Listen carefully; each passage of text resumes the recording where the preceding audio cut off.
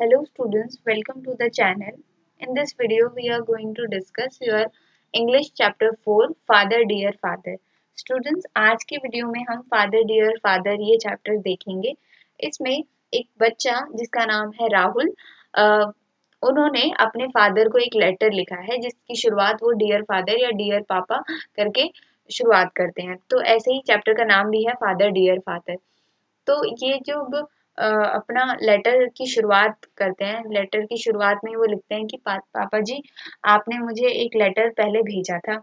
उसमें आपने बताया था कि जो मैं हमेशा क्लास में फर्स्ट आता हूँ, इस बार जो है मेरे कुछ मार्क्स कट गए जिस वजह से मैं सेकंड मेरी रैंक आई है. इसलिए आपने मुझे एक लेटर मेरे लिखने से पहले एक लेटर मुझे भेजा था कि बेटा ऐसा कैसे हो गया कि आप तो हमें क्लास में ऑलराउंडर थे, क्लास में हमेशा फर्स्ट आते थे, इस बार कैसे आप सेकंड आए और क्या हो गया. आपको जो है एग्जाम लिखने से पहले सोचना चाहिए था.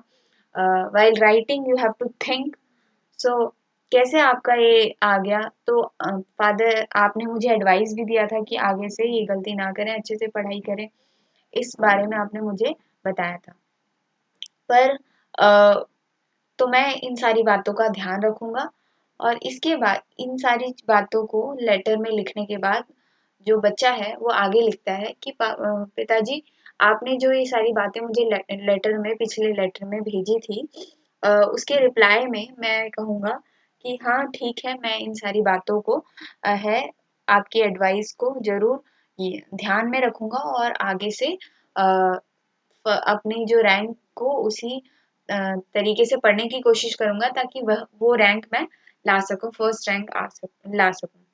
पर पिताजी, मैं आगे और आपको बात बताना चाहता हूँ, वो ये है कि अ, आप एक डिपार्टमेंटल स्टोर में काम करते हैं. क्या आप इतने पढ़े लिखे हैं, आपने मैथ्स में पढ़ा था, पाइथागोरस थ्योरम पढ़ा था और न्यूटन का ग्रेविटी का लॉ पढ़ा था आपने.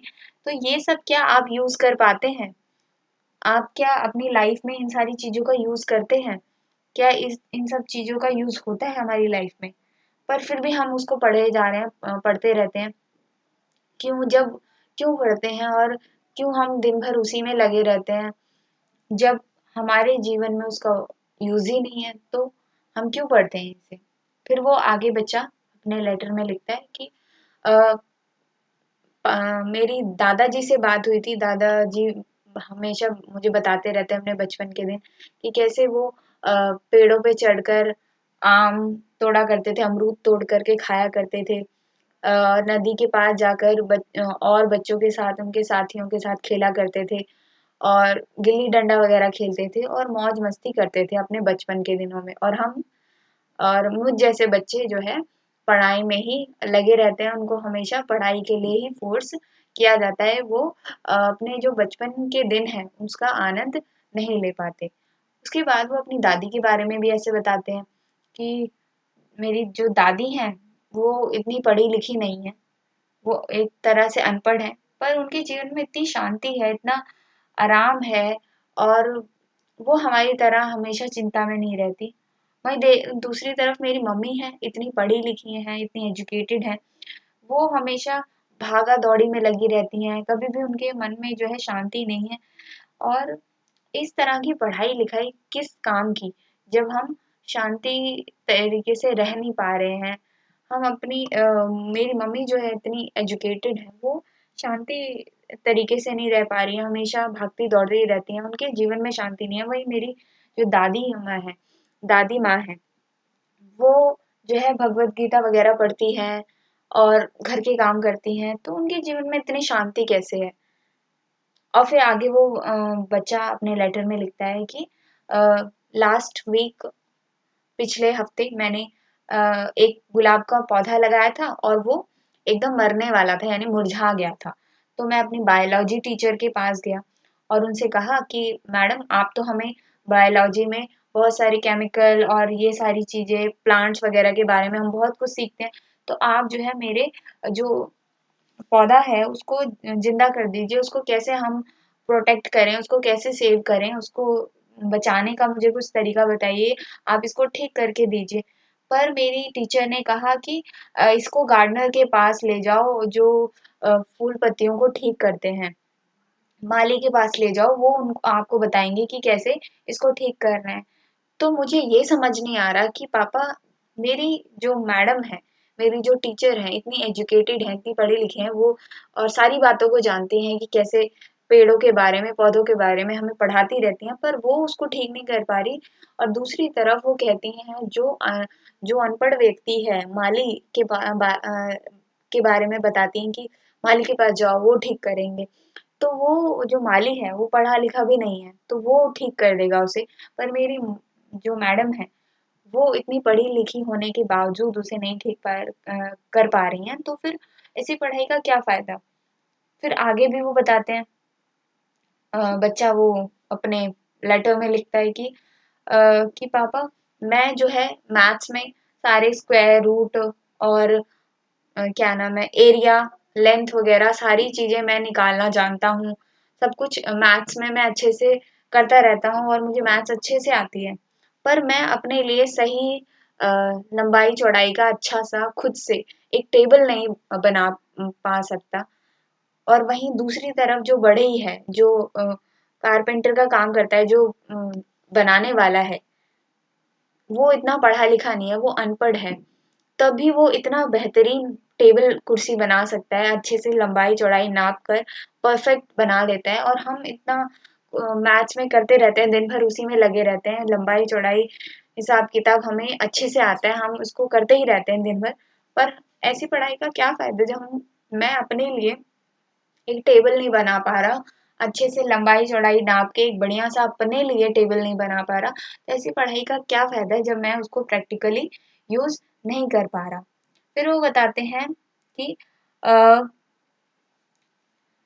कि हमारा जो जीवन है वो सिर्फ किताबों तक सीमित रह गया, जो हमारी पढ़ाई है वो हमारे प्रैक्टिकल यूज में नहीं आ पा रही। तो ऐसी पढ़ाई का क्या फायदा जब हम उसको प्रैक्टिकली यूज नहीं कर पा रहे। जो पढ़े लिखे नहीं है लोग, वो हमसे बेहतर काम कर रहे हैं, और हम पढ़े लिखे होकर भी उस चीज को इम्प्लीमेंट नहीं कर पा रहे हैं, उस चीज का हम यूज ही नहीं कर पा रहे हैं। तो ऐसी पढ़ाई का क्या फायदा। और उस पर भी हमें रोज हम पर प्रेशर रहता है कि बच्चे, अगर आपके 95 आए हैं तो ये भी कम है 100 में से, आप और पढ़ाई करो, कहाँ रह गए वो कुछ number.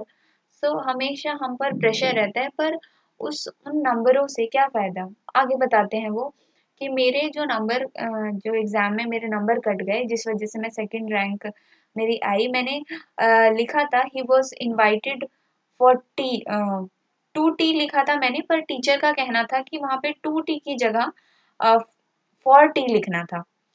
He was invited 4T, तो मैंने टू 4 की जगह 2 लिख दिया था, पर टीचर ने उसे कट कर दिया जिस वजह से मेरे मार्क्स कम हो गए।